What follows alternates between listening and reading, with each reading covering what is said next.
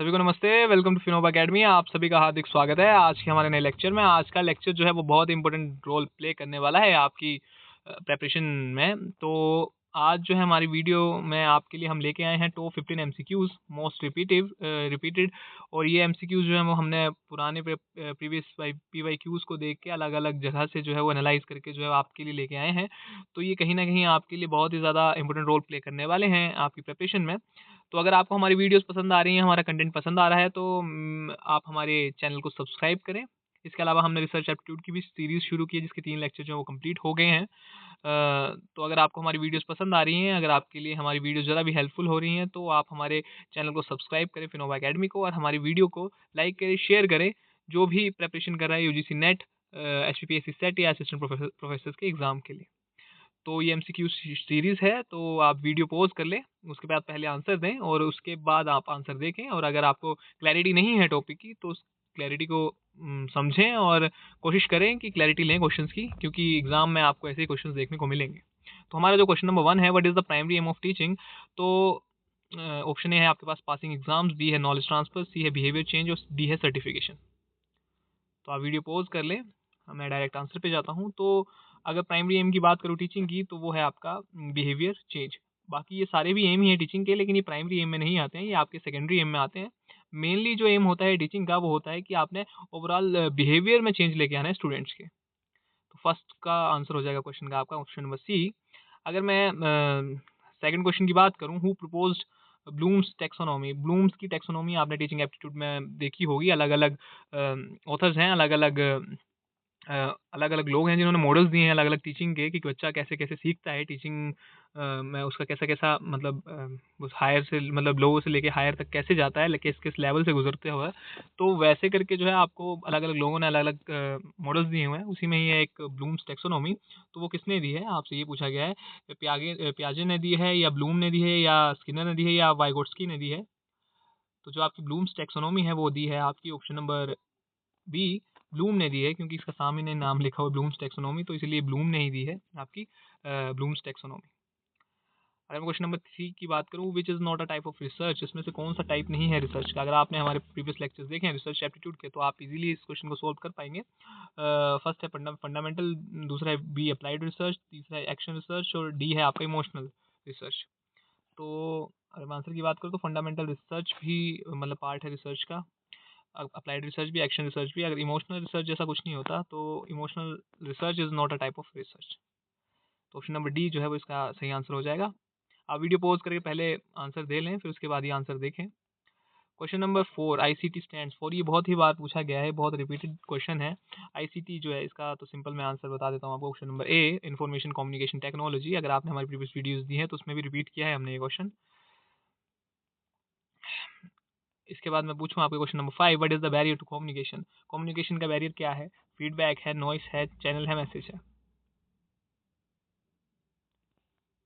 तो जो आपका ऑप्शन नंबर बी है वो सही हो जाएगा, noise. Noise is a barrier to communication. इसके बाद अलावा मैं बात करूँ फीडबैक की, चैनल की, ये मैसेज की, ये प्रोसेस में आते हैं आपकी कम्युनिकेशन की, और ये सारी चीज़ें ज़रूरी हैं कम्युनिकेशन के लिए। सिर्फ नॉइस जो है वो आपके लिए ज़रूरी नहीं है। क्वेश्चन नंबर 6 की बात करूँ, लॉजिकल रीजनिंग डील्स विद। आपने लॉजिकल रीजनिंग अगर सुना है, आपने पेपर 1 यूजीसी नेट में अगर देखा है, तो लॉजिकल रीजनिंग आपके लिए एक अलग से टॉपिक है, एक अलग से पार्ट है टीचिंग, जो आपका फर्स्ट पेपर है उसमें। तो लॉजिकल रीजनिंग किसके साथ डील करता है? इमोशंस के साथ, फैक्ट्स और लॉजिक के साथ, इमेजिनेशन के साथ, या मेमोरी के साथ? तो इसका सही आंसर हो जाएगा option number B, facts and logic. Logical reasoning जो है वो आपके फैक्ट्स और लॉजिक के साथ जो है वो डील करती है। इसके बाद क्वेश्चन है आपका 7, डेटा इंटरप्रिटेशन मीन्स।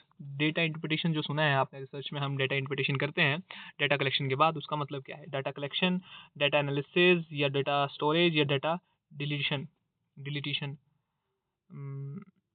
तो इसका सही आंसर हो जाएगा आपका, आप पोज करके पहले आंसर खुद दें, उसके बाद ये आंसर देखें। तो इसका आंसर सही हो जाएगा option number B, data analysis.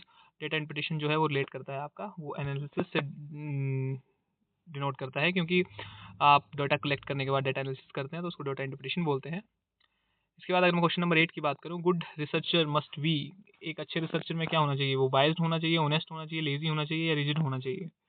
Biased का मतलब होता है कि मतलब अपने अकॉर्डिंग जो है वो उस चीज़ का आंसर कर रहा है जैसा उसे ठीक लग रहा है। ऑनेस्ट का मतलब होता है ईमानदार। लेजी का मतलब होता है कि निकम्मा आलस से भरा हुआ। और रिजिड का मतलब होता है कि फिक्स है एक जगह, वो डायनामिक नहीं सोचता है, वो फ्लक्चुएशन नहीं है, वेरिएशन नहीं है, वो एक ही चीज़ सोचता है बस। तो इसका सही आंसर हो जाएगा ऑनेस्ट, क्योंकि रिसर्च जो बाइस्ड नहीं होता, अनबाइस्ड होता है, लेजी नहीं होता है, और रिजिड नहीं होता है, वो फिक्स नहीं होता, वो डायनामिक होता है, वो चेंज पे होता है। ठीक है, तो इसका सही आंसर हो जाएगा option number B, honest. Question number 9 की बात करूं, पोल्यूशन इंक्लूड्स, पोल्यूशन क्या क्या इंक्लूड करता है? एयर, वाटर, सॉइल और ऑल ऑफ द अबव। ये बहुत इजी क्वेश्चन है। क्या इंक्लूड करता है एयर, वाटर और सॉइल?